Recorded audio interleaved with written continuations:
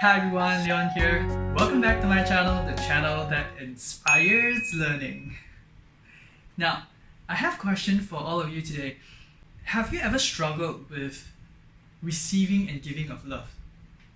Do you sometimes feel that there's this barrier between you and the experience of love, and no matter how you long for it and ache for it, you're just not able to feel it? If you do, you're not alone. The book I'm going to share today is going to provide you with some insights to help move you towards feeling love, and also to increase the emotional connection that you have with the people in your life. This book is called Feeling Love by Dr. Jeanne Segal. The book started with a slice of Dr. Jeanne Segal's life and how she came to write this book.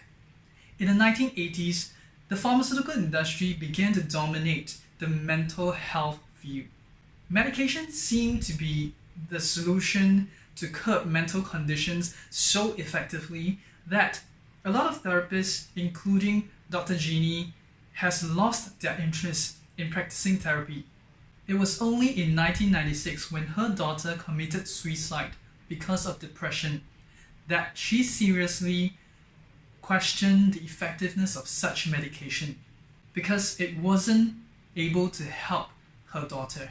This incident made her grieve for 4 years, till the point she told herself, if this is the way I'm going to feel for the rest of my life, so be it. She has learned to embrace it instead of fighting these feelings. And this incident made her recognize the gap between being loved and feeling loved, because she deeply loved her daughter, and her daughter was also deeply loved by the people around her. But she believed that her daughter did not feel love, because if she did, it will not result in this outcome. Dr. Jeanne then started to practice and explore even more deeply into therapy once again. And she also created this non-profit mental health website called the helpguide.org to give people unbiased and reliable information so that it can help them, to give them a sense of hope and direction. I believe we would know someone in our lives that no matter how hard we try, the person is just too close up or is unable to feel the love that we have shown for him or her. Or maybe, just maybe, we are that person. Is there something that is preventing us from feeling love and happiness? If this is so, why would this happen? And is there a solution for this? There's an example in this book about one of Dr. Jeanne's patients named Monica. Monica is a diabetic. Her condition is not optimistic, and she also has a boyfriend that seems uncaring and is not interested in the relationship at all, which made her feel unloved. And one day, Dr. Jeanne got a call from hospital saying that Monica is in a bad condition and asking for her to see her in the hospital. When she got there, Monica seemed remarkably well to be a person who is in a bad condition. And once Monica saw Dr. Jeanne, she signaled to her to come and close the door and told her that she has broken up with her ex-boyfriend and she fell in love with another man, someone who really cares about her, even though in her condition right now. And they already had plans to get married, to buy a house, to travel, and so on and so forth. For someone who is not in the best health condition of her life, to feel so much zest for life, to feel so alive, Dr. Jeanne is surprised at how someone's life can change so dramatically and radically by just feeling loved. And yes, Monica still suffers from sickness from time to time, but she recovers from it and her lover is there to support her. Therefore, Monica's experience has prompted Dr. Jeanne to look deeper into the problems she encountered during her practice with her patients, and she found that even though the problems were varied, there were two common points to note.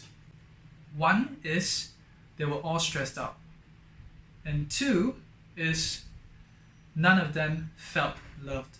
And therefore, it prompted her to write this book to address this. According to Dr. Jeanne, the two most important emotional influences in our lives are love and fear. Both produces different biological responses in us. When we are guided by love in the things we do, we feel safe, happy, receptive. When we are guided by fear in the things we do, we feel anger, stress, and close up. Now take some time to think about this yourself. Which of these emotions are you mostly guided by? I believe all of us, if not most of us, would want love in our lives, right? For some of us, it's easy to recognize, but according to Dr. Jeanne, there are others who find it difficult to identify and value this feeling. Why?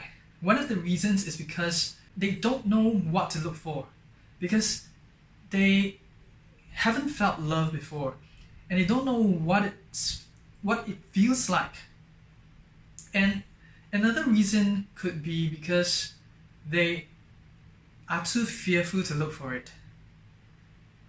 Maybe because of past experience that can be hurtful and something like that. And the next reason is because they could be looking in all the wrong places. For example, material possession, money, the likes and followers on the social media platforms, and so on, right? So in such cases, more can feel like less when we are not getting what we need. So what are the signs that we are not feeling love? Let me read off a paragraph from the book and then you assess for yourself. Do you have someone you could contact in the middle of the night if you're upset? Someone who would not only listen to you, but also would genuinely care about what you are feeling and want to help. Would your spouse or partner want to talk to you, or would he or she just roll over and tell you to go back to sleep? Or if you live alone, do you have someone who would be there to console you when you're down and celebrate with you when you're excited? Do you have someone you trust and feel safe with? Are you sure that people you love actually feel loved by you? Do they know that you appreciate them as they really are? If the answer to any of these questions is no, you or those you care about may be missing the experience of feeling loved. How is it? I hope all of us are able to feel the love and identify with this feeling of love. Because in order for us to be happy and healthy, we have to be emotionally connected to others in ways that make us feel loved. And a lot of studies and research in neuroscience, psychology, early childhood development all supports this statement. I want to share one of the studies done in 1990s on a startling fact at birth, and also what are the ways we can feel love in my next video. So hit the subscribe button or the notification bell to be notified of my next release. I hope this video has brought value to you. If you like this video, do subscribe to my YouTube channel for weekly updates on the learnings from books I've read on relationship, business, and personal development. Or share it with a friend you care about. Because when you share, you're not just sharing a video, you're sharing content that could make a difference in people's lives. I thank you for watching, wish you well, and see you in the next video.